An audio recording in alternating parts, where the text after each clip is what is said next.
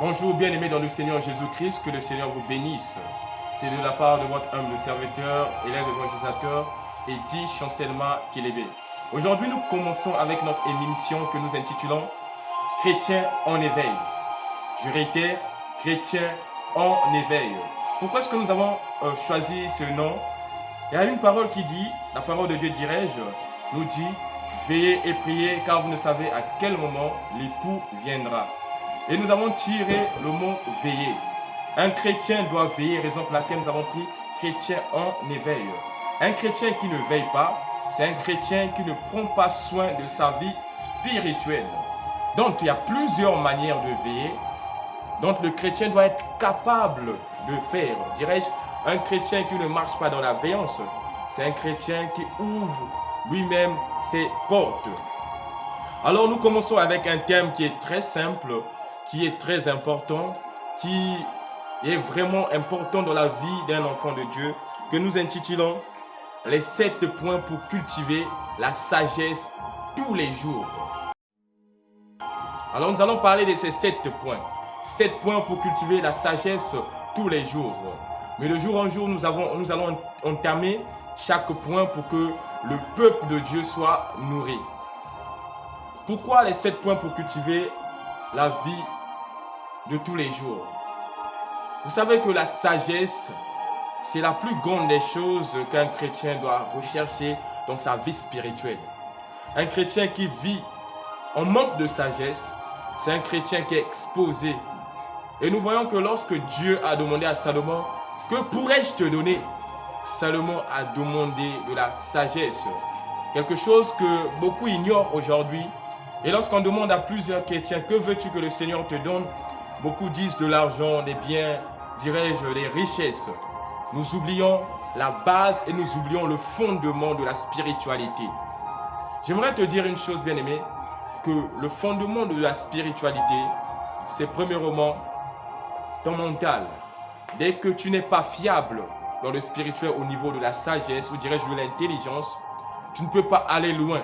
Et on peut à n'importe quel moment bousculer ton intelligence et tu ne sauras pas comment avancer avec le Seigneur Jésus-Christ. J'aime notre Seigneur Yahushua HaMashiach parce que c'est lui le maître de la sagesse, celui qui nous inspire toutes ces choses, qui permet aux hommes de Dieu de nourrir le peuple de Dieu. Et ainsi donc nous allons parler de la sagesse de Dieu. Alors la première des choses qui nous permet de vivre ou de cultiver la sagesse dans notre vie ou dans le quotidien, la première des choses, c'est cultiver la prudence dans ses paroles. Alors, cultiver la prudence dans les paroles. La Bible nous dit que ce n'est pas ce qui entre qui est sous l'homme, mais c'est ce qui sort. Qu'est-ce qui sort? C'est ce que nous disions. Qu'est-ce qui sort? C'est ce que nous prononcions. J'aimerais que nous puissions lire un verset biblique. Le livre de Proverbes 13, le verset 3 nous dit, « Celui qui veille sur sa bouche garde son âme. Celui qui ouvre des grandes lèvres court à sa perte. » Celui qui veille garde son âme.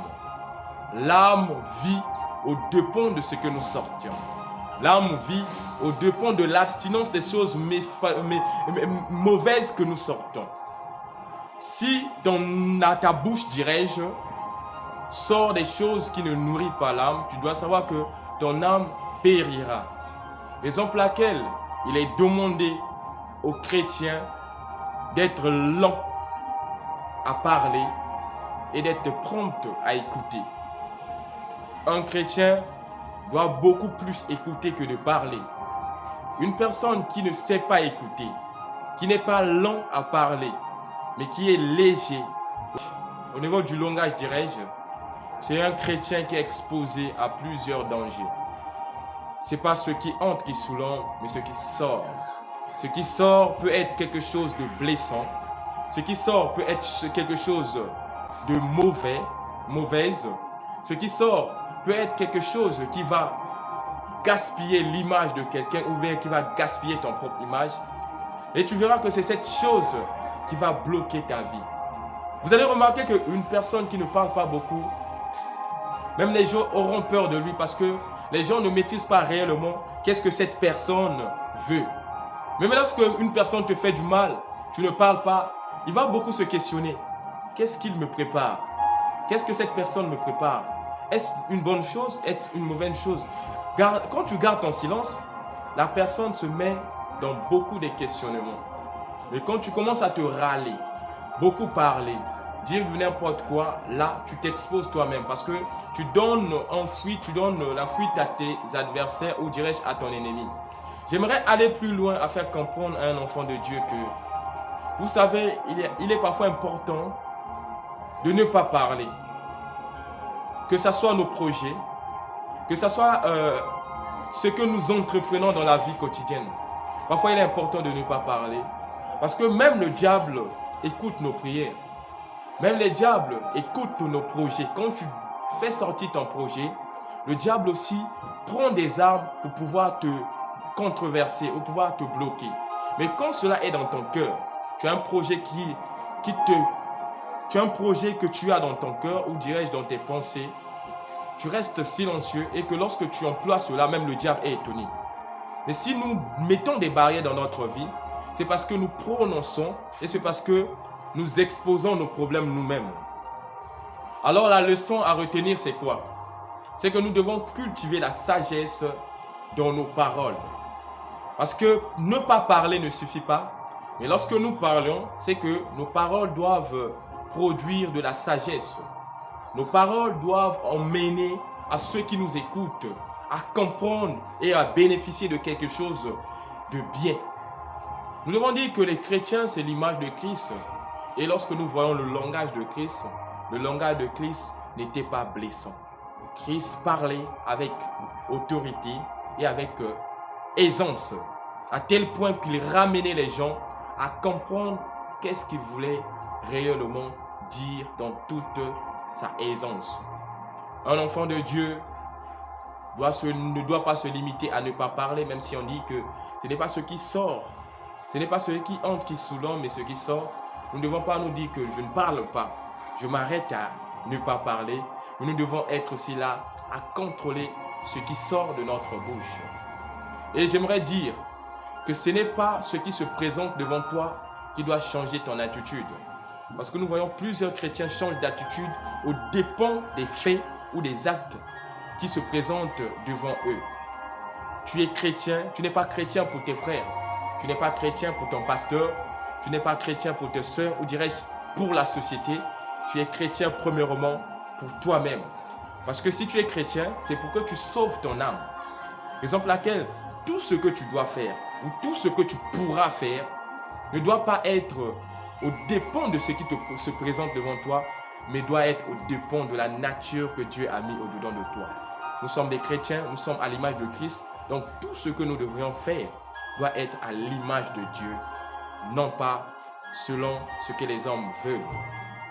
Tu vas te rendre compte que tu seras dans un endroit où tu seras confronté, où plusieurs personnes vont te nuire dans le sens que ce que toi tu dis n'est pas à leur intérêt. Mais nous devons savoir que nous prions et nous servons non pas pour le regard des gens, mais pour Dieu. Donc, nous devons retenir que la vie chrétienne, c'est premièrement la soumission à Dieu.